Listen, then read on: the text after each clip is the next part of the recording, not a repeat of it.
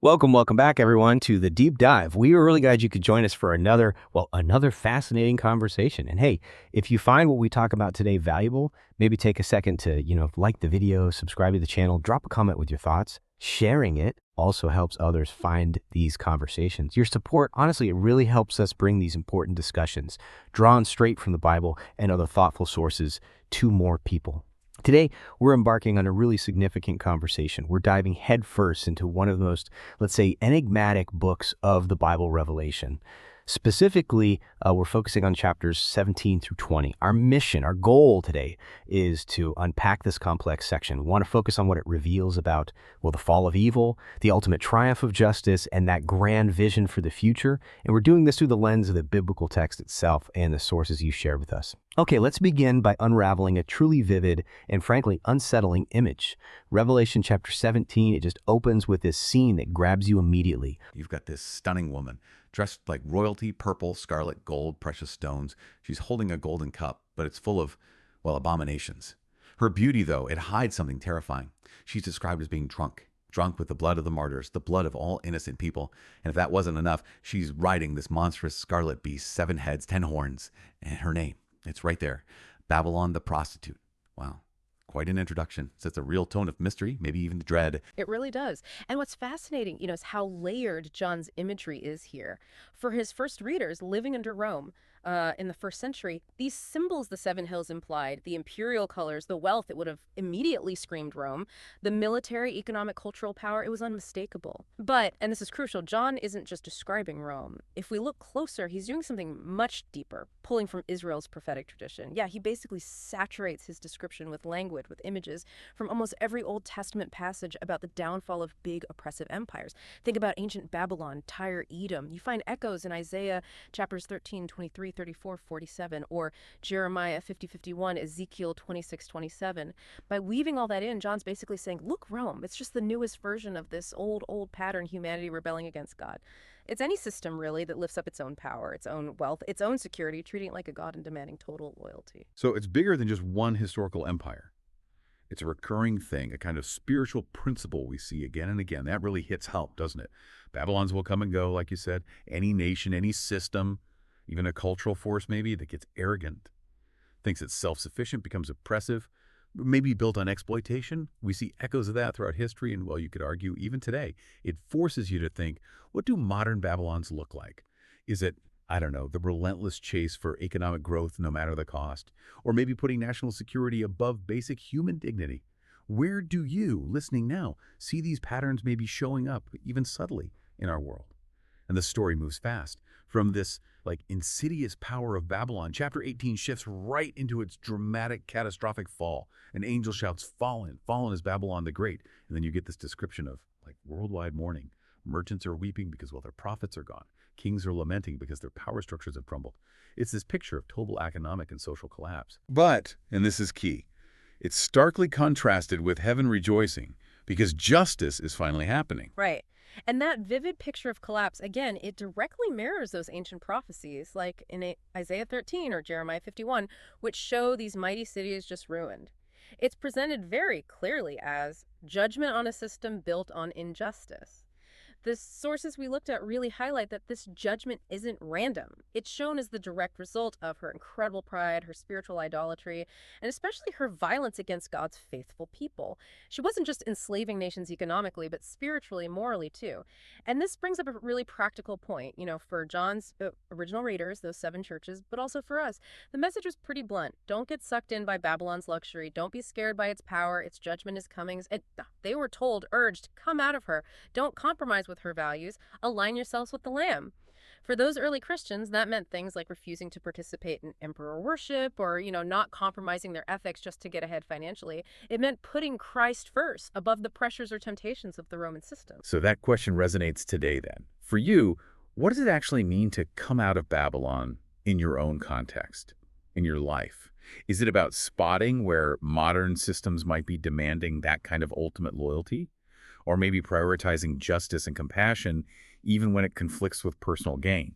Yeah, it's fundamentally about refusing to make peace with or participate in any system built on injustice, no matter how shiny or powerful it looks. Okay, so from Babylon's fall, the conversation in Revelation takes another sharp turn. Chapter 19, verses 11 to 21. This is where Jesus finally shows up as the great hero. He's on a white horse, ready to, quote, conquer the world's evil. The day of the Lord, which we've seen described in other parts of Scripture with fire, earthquake, here it's pictured as a final battle. But this isn't your typical conquer, and it's definitely not a typical battle. There are some really surprising, almost paradoxical details. For instance, Jesus is shown covered with blood before the battle even starts. Yeah. And the sources we have emphasize something profound here. It's his own blood. Exactly. His own blood, the blood from the cross. And his only weapon. It's called the sword of his mouth, which, as you pointed out, is an image pulled straight from Isaiah. It's not a literal sword. It's his word, his truth, his justice. And this is where it gets really interesting and maybe challenges a lot of common assumptions about, say, Armageddon. John seems to be telling us, very intentionally, that this final victory isn't a bloodbath in the way humans think of warfare. It's not literal carnage inflicted by Jesus. Remember, this is the same Jesus who already shed his blood for his enemies on the cross. That was his victory, self-giving love, sacrifice. So he returns not to inflict violence, but to enact justice, to hold accountable those who've just relentlessly refused to turn away from the destruction and injustice they've caused. Our sources phrase it powerfully. The destructive hellfire that they have caused in the world justly becomes their God-appointed destiny. It's not about petty revenge. It's about accountability. Their own choices, their rebellion against God's way of love and order just reach their natural, inevitable end. That completely reframes victory, doesn't it? It's not won by force, but by the power of truth and justice, exposing and, in a way, consuming the lies that built those oppressive systems. It really challenges our standard ideas of a conqueror. Absolutely. It suggests a different kind of power triumphs in the end. So after this really dramatic picture of the king's return, Revelation 20, the first 6 verses, introduces another profound image. We see Satan, the dragon, bound for 1,000 years. And during this time, Jesus' followers, specifically those murdered by Babylon for their faith, they're brought to life to reign with the Messiah. Now, this whole concept of the 1,000 years, the millennium, it's definitely sparked a lot of discussion, a lot of theological debate over the centuries. Oh, absolutely. There's significant ongoing debate, and it's helpful to kind of understand the main viewpoints to get the weight of it. Some interpretations, often labeled premillennial, see this as a literal chronological sequence. They believe Jesus will physically return before this 1,000-year reign happens on Earth. And that view, often shapes their whole understanding of end times timelines, looking for a future earthly kingdom set up by Christ. But others, often called amillennial or sometimes postmillennial, they tend to understand the 1,000 years more symbolically. They might see it as representing the entire church age, this present era, where Christ is reigning spiritually through his church. And the martyrs, they're already vindicated, reigning with him spiritually, perhaps from heaven. But here's the thing. Regardless of which interpretation someone might lean towards, literal future kingdom or a symbolic picture of Christ's current reign, the core point John is making seems consistent across the board. He's promising the ultimate return of King Jesus. He will deal with evil definitively, forever, and he will vindicate those who have been faithful, even if it costs them their lives. So what does all that mean then for people who have faced terrible injustice or suffering for their faith? Well, it means their suffering isn't the end of the story. It's not ignored. It's not pointless. Ultimately, justice will prevail for them. There's a profound promise of vindication. The story keeps moving right into Revelation 20. Verses 7 through 15. This describes what happens after that symbolic 1,000 years. The dragon, Satan, is released, and maybe predictably, he once again rallies the nations of the world to rebel against God. But this rebellion is shut down fast. They're consumed by fire, and then everyone is brought before God's throne of justice. The final courtroom scene, the ultimate reckoning. Yeah, and this raises a really important question, doesn't it? What does this vision tell us about how final justice is? The sources we've looked at explain it this way. At this point, the forces of spiritual evil, and along with them all those who do not want to participate in God's kingdom, they are, well, destroyed. It's presented as this powerful, almost tragic endpoint where they essentially get what they wanted, to exist by themselves and for themselves, completely cut off from the source of all life, all love, all goodness. The imagery used is striking. The dragon, Babylon, anyone who persistently chooses that path of rebellion against God's loving rule, they are eternally quarantined. They're unable to spoil God's new creation ever again. This all culminates in the famous Great White Throne Judgment. All humanity stands before God, and anyone whose name isn't found in the Book of Life, as Revelation 20.15 puts it, is thrown into the lake of fire. Now, this isn't just about punishment in a simple sense. It represents the ultimate, final, chosen separation from God and his restored creation for those who have definitively rejected him. It's a stark image of the consequence of persistent rebellion. Wow. Okay, so after all that really intense imagery, judgment, destruction, the finality of it all, the conversation of Revelation takes one more massive shift. It moves towards something incredibly hopeful, culminating in chapters 21 and 22.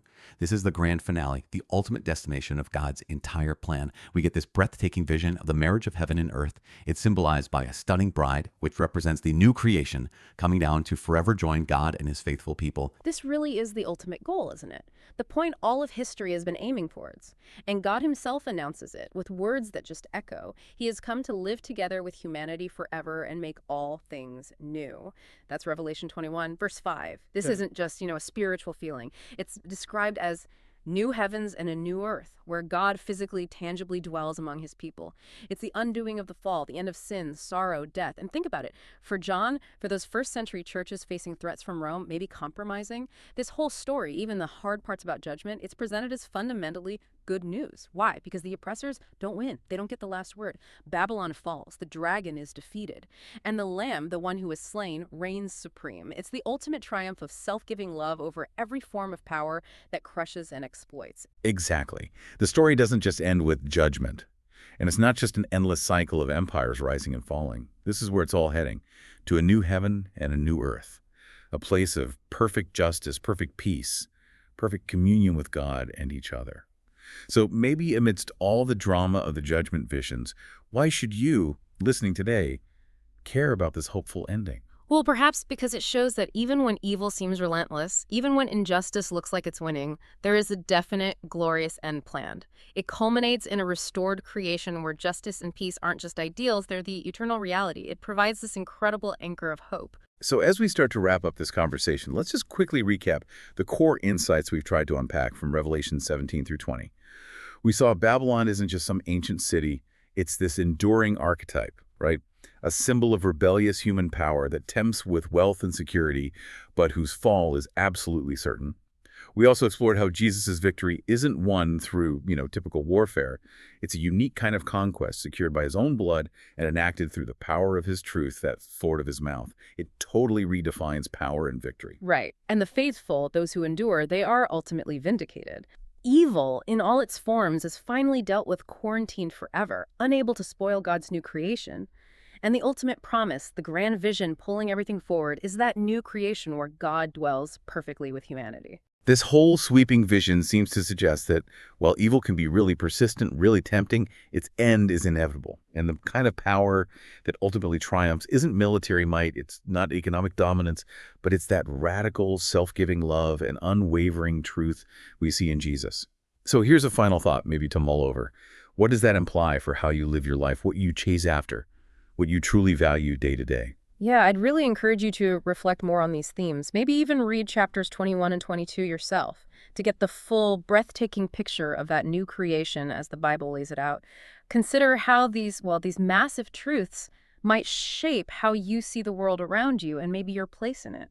Thank you so much for joining us for this deep conversation here on The Deep Dive. We genuinely hope you found these insights valuable, maybe a little challenging, but ultimately hopeful. Please don't forget to like, subscribe, and share this conversation if you found it helpful. It really does help others find this content. We look forward to having you back for our next deep dive into another compelling topic.